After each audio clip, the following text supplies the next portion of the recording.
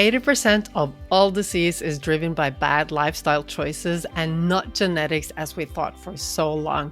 So if you want to live until you're 80, 90, 100, or even older, you need to start taking this serious now. Disease due to bad lifestyle choices develops over time, and when we notice the symptoms, our bodies have been out of balance for a long time already. So if you want to live a long and healthy life, you need to start today. If you wait until tomorrow, it could be too late already. But why is it that most of us find it hard to be healthy? Why do most people know that they should be healthy and they still don't do anything about it? You see, it has all to do with the brain. We think we need to use willpower in order to change and become healthy, and it doesn't work. In order to change and become more healthy, you need to know how your brain works and work with it instead of trying to move against it, because your brain is going to win no matter what. When you know what I'm going to tell you in this video, changing will be as easy as playing a game. I was recently at a networking dinner, and one of the other women there, she said, I should be more healthy, as she ordered her margarita. And I thought, should I say something, give her advice? And I decided not to. You know, the number one rule for actually having success with change is you need to want it. People don't always want change. Sometimes they think they want and they don't really want. So rule number one, if you want to change, if you want to become more healthy, you actually need to want it. The pain of not being healthy needs to be strong enough, or the pain that it will give you when your health gets too bad needs to be strong enough. What I like to do is to think ahead, visualize my future, what it will be like when I'm 80, if I can't walk the stairs, if I can't bring the groceries home, if I can't play with my grandchildren, heck, if I can't sit down on the floor. I love hiking, I love surfing, I love biking, I love snowboarding, I love all those things. My goal is to snowboard and surf until I'm 100 years old. And I put that goal for myself because I thought, okay, I love playing. It's the most fun thing I do. I love moving my body and I want to live a long life. But what will it look like if I get old and I can't move my body? If my body hurts and I have a lot of disease, it's not going to be very enjoyable. So I was visualizing my future, the older version of me, and thinking about how bad it would be if my health was really bad and how great it will be when my health is good, because I'm going to live until I'm 120 and I know that my health is going to be good because I'm starting already now. So when we are starting with change work, we need to make sure that we want it. And yes, I'll teach you some tricks about the brain, because your brain, it actually doesn't want you to change. So I'll teach you some tricks about your brain so that you can look behind that curtain, understand when your brain is pulling tricks on you, and actually check in with yourself and make yourself want it. Because I know that you really want to be healthy. I know that you hate being ill, that you hate having a bad health. I know that you will love getting older and being healthy. Am I right? We all love being healthy. We all love having energy, and we just need to make the right choices. And I know if you don't have any idea about how the brain works, it's going to be difficult, because the brain will drive you in the opposite direction of where you should go in order to change. So let's dig into your brain so that you can get that change now. There's one thing you need to know about your brain, about all brains. They are made for one main purpose. And what is that? It is to keep you safe.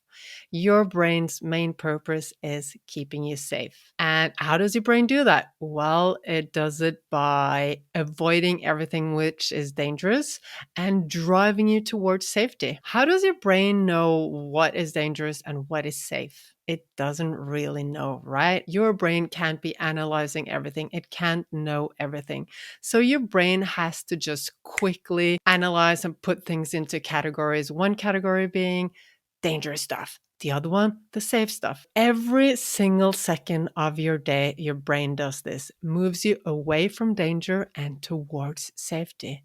But what is the dangerous stuff and what is the safe stuff? This has all to do with health and habits and what you end up and why you end up doing what you didn't plan to do and why you get stuck in a lifestyle that isn't healthy. Okay.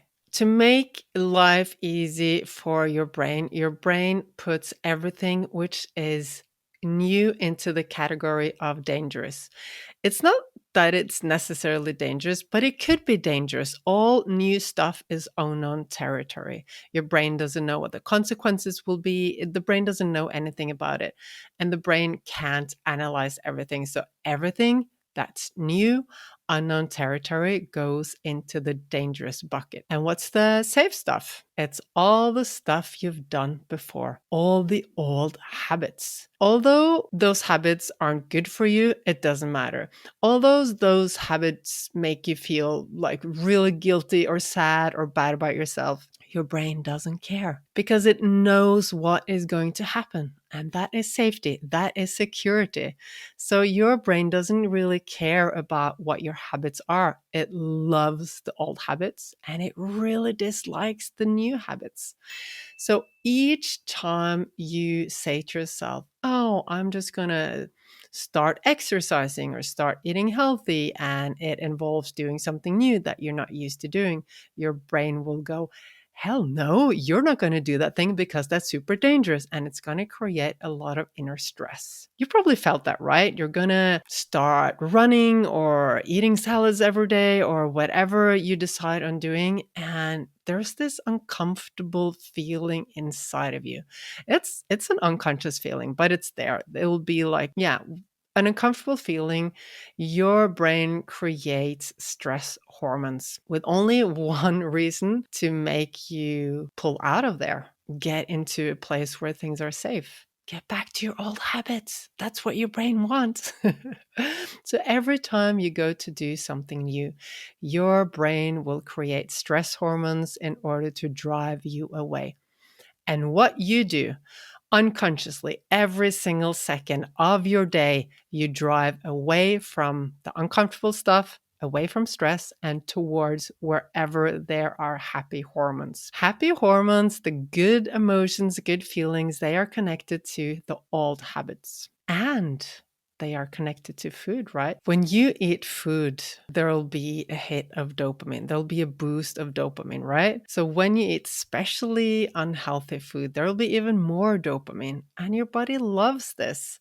Why does your body love dopamine? Well, for your brain, dopamine means survival. All good feelings, all happy hormones, they mean survival for your brain. And your brain works like this. Every time there's something uncomfortable, your brain is afraid that you'll die. What does your brain do? It drives you towards the quickest place where you can get some happy hormones.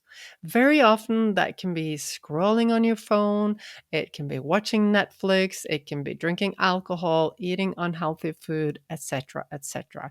I think you're getting the picture. So your brain is driving you towards all those unhealthy habits because it thinks it's the best thing for your survival. Your brain thinks you need that in order to stay safe and survive. And you need to remember that millions of years ago, our world was different than now. We had limited resources, there was little food, and we need this programming that drives us towards wanting more food and wanting more comfort and wanting to get away from all the dangers that are there. So we are programmed actually to stay where it's comfortable, stay where it's safe, stay where there's food, drive towards food, and we're programmed to want to eat more and more and more food. And this doesn't really work out for it, does it? So you need to know that your brain is driving you away from everything that is new, everything you set your mind on and say, oh, I'm going to start doing this new habit. And it drives you towards your old habits. And whenever you reproduce your old habits, your brain gets so happy. It even produces a boost of dopamine. I guess you're thinking, great, now I know why I'm driving towards those old habits again and again and again, but how do I change it? Okay, I'll tell you how you change it. So first of all, you need to just remember that you will always drive towards where the good feelings are, where the positive emotions are, and away from the bad emotions, the bad, uncomfortable feelings. So when you know this and you realize that, okay, this is what's happening, and although it's unconscious, it's on autopilot, when you get conscious and you start to deliberately change this, you'll be able to change any habit. Okay, here it goes. You can change how you feel about certain things. You can change how you feel about whatever you want to do. You can create good emotions or bad emotions depending on which direction you want to go. So, if you want to become more healthy, you make nice, comfortable, happy, fuzzy, nice feelings around the things that you want to do. And then you can create really bad feelings around the stuff that you want to stop doing. And how do you do that? Okay.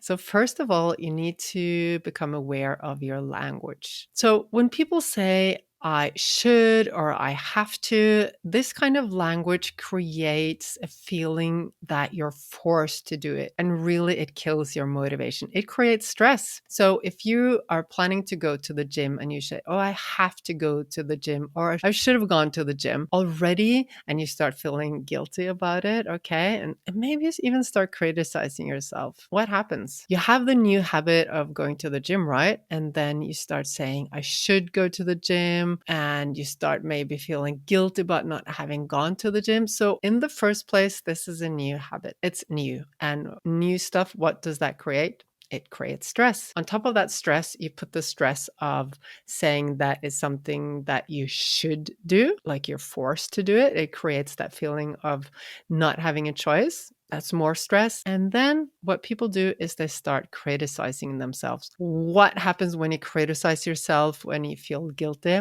Well, it creates even more stress hormones. So now you have this stack of stress, more and more stress connected to that new habit. Do you think your brain is going to go, ooh, I want to do this? There's stress and there's stress and there's stress. No way, it's not. Your brain is going to go, ooh, that's so dangerous. I'm going to drive you towards where I know it's safe. The old habits, scrolling, eating chocolate, or whatever your old habit is. Okay. So when you understand this, it's so easy to change it. So, first of all, your language. Use words like I want to, I wish, I get to go to the gym. How isn't that different from saying I should go to the gym, right? It's huge. And every word you say has an impact on you. It goes straight into your unconscious mind. You can build your motivation or you can totally destroy your motivation through your words. And through your words, you can create positive emotions or you can create all that stress. So it's all up to you. Start using powerful, empowering words like I want to, I get to, and when I go to the gym, I feel so great afterwards. When I work out, it brings me one step closer to the life that I want to live. I want to be healthy when I'm 80, when I'm 90, when I'm 100. I want to be able to play with my grandchildren. Exercising gives me that. So the more you connect all those positive things to that new habit, the more your brain will want to do it because it likes good feelings. It wants to keep you safe. So when you start talking positively about that new habit, your brain will go, yes, I want to do that. And then, okay, let's just put the old way of being behind us. Before, I'm sure you, like me, used to exercise or want to exercise. I think you should exercise because you had to be thin, because you had to look good, because you had to be perfect and all that stuff. Okay, let's just throw that away. Perfection, let's just throw that away. Perfection just kills us from the inside. It creates so much internal stress, which again is really bad for your health. The reason why you want to exercise, yeah, what is that reason?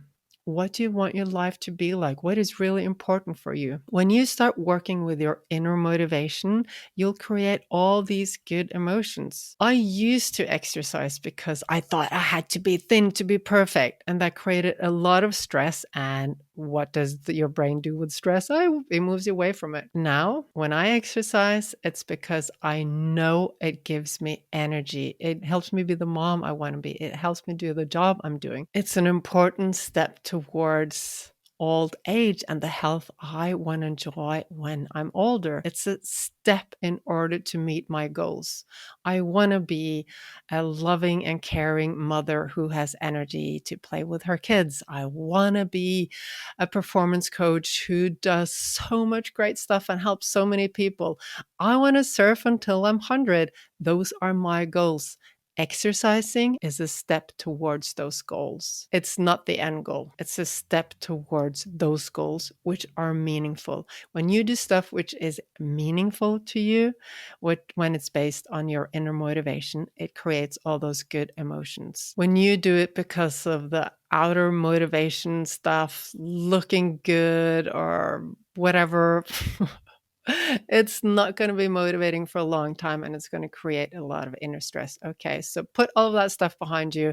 Let's get real and get into what's important for you, the life you really want to live. What gives you meaning? What are your goals? And then use your health habits as a stepping stone towards reaching those goals.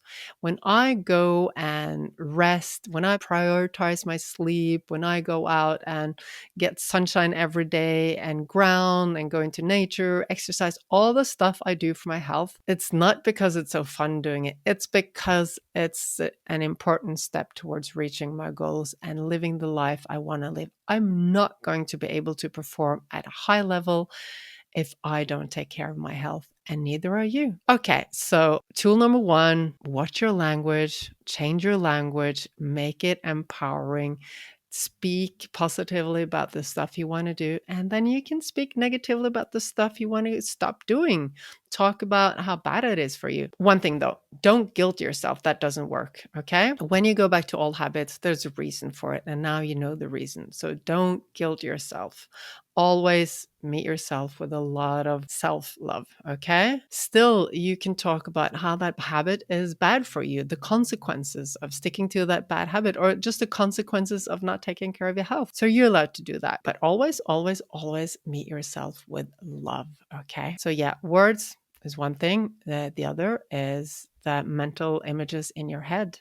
You're daydreaming. I know we all daydream. Normally we daydream about worst case scenarios, all the stuff we're afraid of happening, etc., etc. When you start using that skill into creating pictures in your head, which are aligned with what you want to do, you start visualizing that you're actually doing the habit that you want to do. What is going to happen? If you every morning wake up and like before you get out of bed with your eyes closed, just visualize yourself doing the habit that you want to have, the new habit. What is going to happen is that it will become a habit for your brain. Although you just see it inside your head, your brain doesn't really differentiate between you doing something or you visualizing it. So when you visualize something again and again, it becomes old and known territory for your brain and not longer scary, not longer dangerous. So suddenly it's in the safe category. Okay. So only by visualizing yourself doing something, it becomes safe, it becomes known for your brain, and it will stop producing those stress hormones. You can also use the tool of visualization to create compelling pictures of the new habits that you want to do. Like if there's some food you want to eat, you can create a really compelling picture of that. Or just like when you visualize yourself exercising, just create a picture that is really colorful and really appealing, that you just like, oh, there's so many good feelings and so much positivity in the picture. And when it comes to the stuff you want to stop doing, you can create pictures that are really disgusting. So I had a friend and she wanted to stop eating foods that caused inflammation.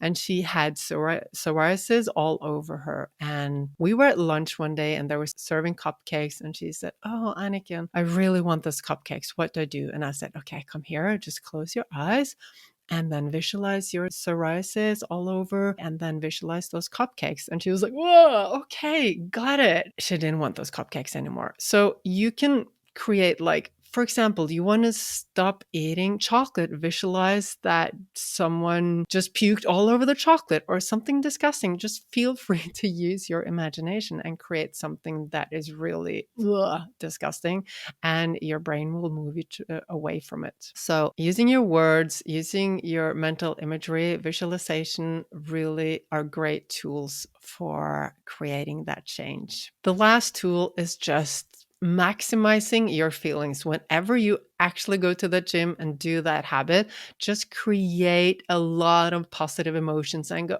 oh, I love this. I'm so happy. I'm so proud of myself. And just like feel the good feeling. The stronger that feeling becomes, and the more you notice it and talk about it and just like store that feeling, the more your brain will remember it. And it will remember, going to the gym or going running, whatever it was, that gave me all those good emotions.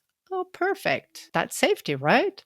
So the more you attach good feelings, just maximize the feelings, like feel the feelings. The more you do that, the more your brain will go, I want to do that. And you can do the opposite as well. Feel the uncomfortable feeling of not doing or doing whatever it is that you want to stop doing. You can really feel how uncomfortable that makes you feel and maximize that feeling. And that will in end make your brain move you away from it. So you can reprogram what you feel about stuff. And that means that your brain will drive you automatically in the direction that you really decide that you want to go. So stop using willpower and use your brain instead. If you found this interesting, I'm sure that you will love this video too.